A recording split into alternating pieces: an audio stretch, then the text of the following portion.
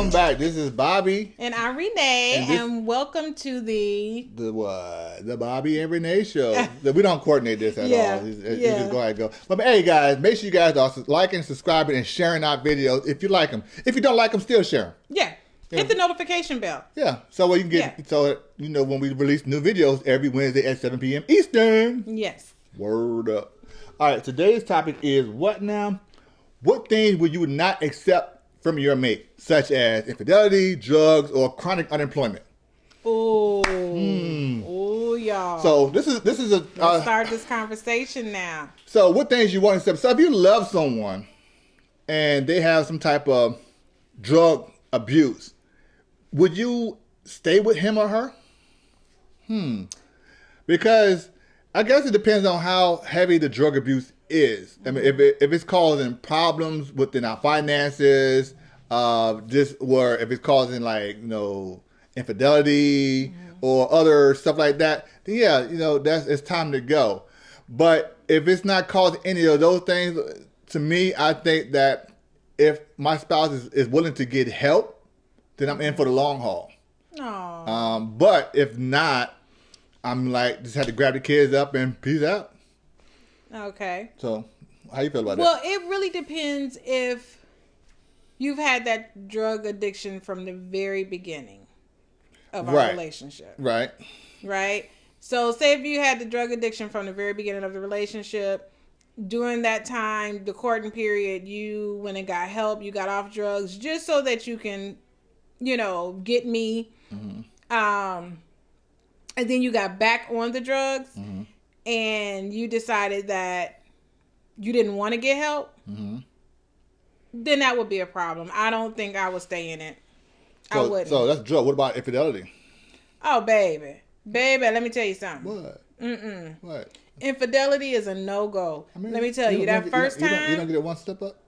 Oops, I fell into it? No, absolutely not. I'm too old. First of all, I'm too old for that, okay? I am too old to be going back and forth with you, to be fighting with some females because you decided that you want to go out here and slip up and slip into something. With him? You just, No, I'm too old for that. See, the first time, I'm out. Because, see, my commitment is with you. It's not with those other females. So if you break our commitment...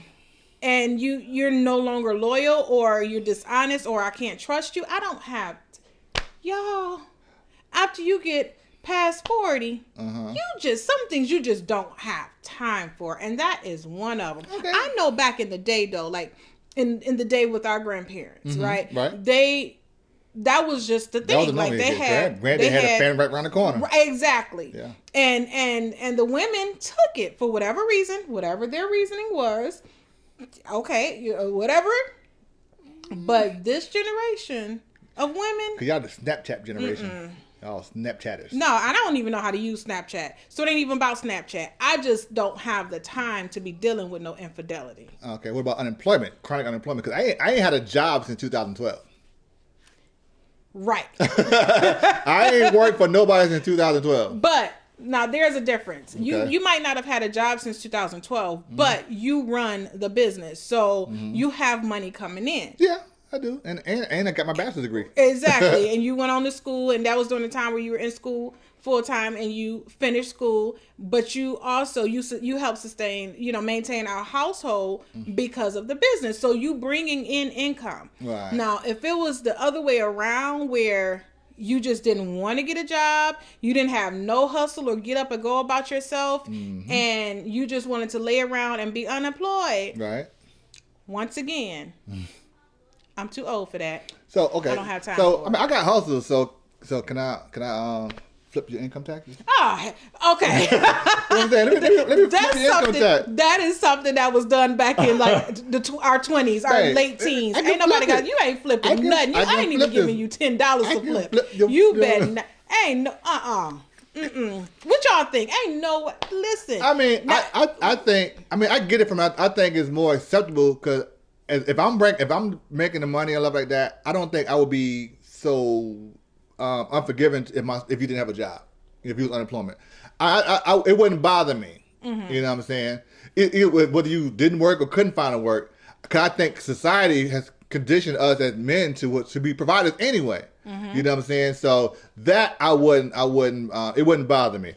The infidelity situation, it goes back to our last episode about, expected sex. So if I'm not in the mood for sex or give you sex and you go out there and do it, I can't sit there and put all the 100% blame on you. So you would start blaming yourself? I think I would. Me personally, I will start blaming myself because I'm like, well, damn, if I know that I'm not there for her physically, then she has to get it from somewhere. That's bullshit. I do. And I just curse, and I try not to curse on these. And your mama watching this. Remember that. Sorry, mommy. That is BS. There is no way that you can say, oh, because he's not giving it to me or she's not giving it to me, I'm going to go out and get it from somewhere else. No, let's talk about this thing. If it does not correct itself, then, and if that is that important to you, then we need to agree to split. Right. But I'm just saying, I'm for the topic of the show, I'm saying that's how how I would feel about the situation. So you saying that you would blame yourself if I was to go out and cheat? I would give partial blame to myself because the only reason you go cheat is because I'm not giving it to you. That is the only reason I think that you would go out there and cheat. Women cheat for different reasons. That's a man. A man would cheat if his physical needs are not met. Okay, so for women is more emotional. If our emotional and our mental needs are not being met, that's when so to go back to you get women.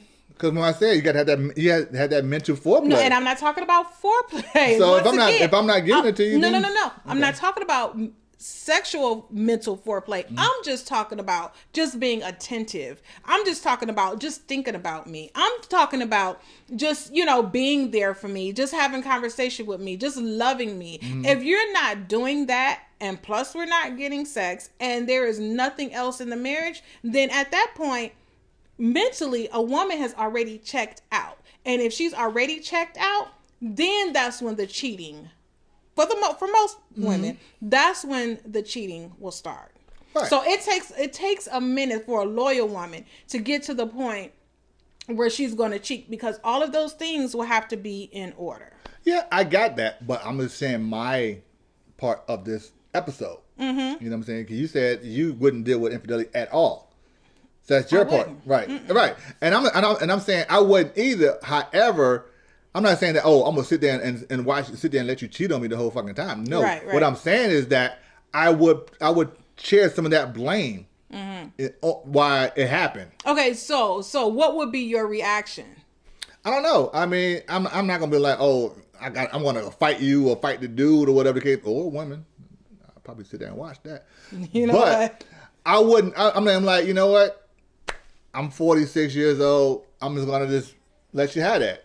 You know what I'm saying? 1 time, 2 times. I mean, it depends on how. If it just sit there disrespect, I come in there. If I bust you in the room and you just sit there and still just keep doing it like I'm not there, disrespectful. So okay. So let me understand this. So I can go out and cheat, and basically you're gonna be okay with that. You're not gonna leave me.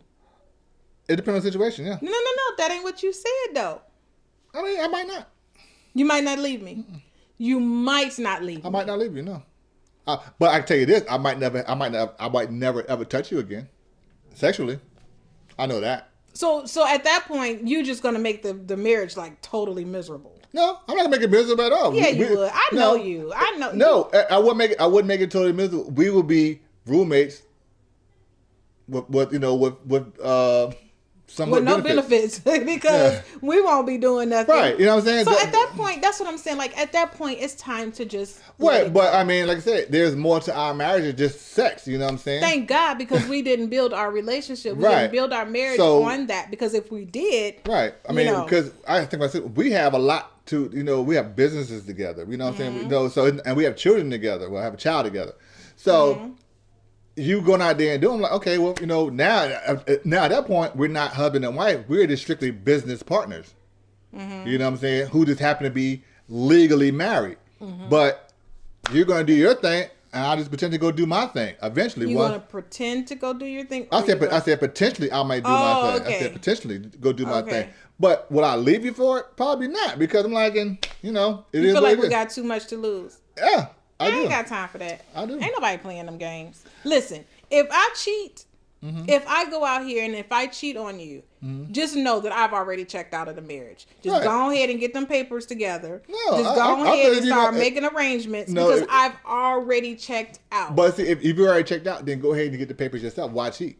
That's true. You know what I'm saying? So if you already checked out, but some people just they like to have their cake and eat it too. No, if there is no cake eating it too, because like I said, emotionally we've already disconnected. So if you are emotionally disconnected from me, I touch you, it's gonna be jump back. You know what I'm saying? So no, sometimes you touch me now and you scare me and I jump and then you take offense to it. But no, I'm saying so even that point. So if I'm touching, we're not having sex, and you cheat on me and still have sex with somebody else. So it doesn't matter if you already checked out. Then you already checked out. So it's not about having your cake and eat it too, because you're just gonna be having your cake and not eating it with me.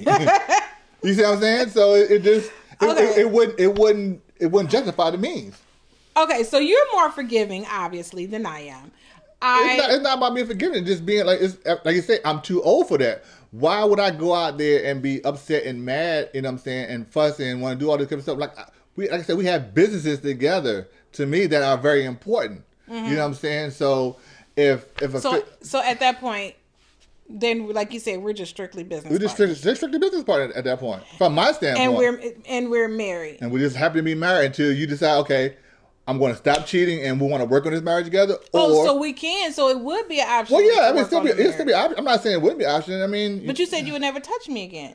Yeah, things have to be worked out and planned. You know what I'm saying? You know, I'm gonna say, "Ooh, you cheated on me yesterday. Okay, I'm back with you today because you say I'm not going to do it again." No, okay. I mean, no. It's just it takes time, and so the whole 13 years of marriage we got now starts back from day one. So women most of the time are more forgiving when it comes down to men cheating on them, right? They are more like... Well, obviously you're not. I'm not, because I've been there, done that. Right. Let's just say that, okay? I've dealt with that, and it's just like that is a trigger for me, like the PTSD triggers, like that is a trigger for me, okay? So if you physically go out there and you cheat on me, mentally cheating on me is one thing, and that's still, it hurts, but we can bounce back from that. But if you physically go out there and cheat on me, then I will not forgive you for that. Right. And it's saying, so we said two different platforms. Right. It's two. So it's like the tables have reversed. Yeah.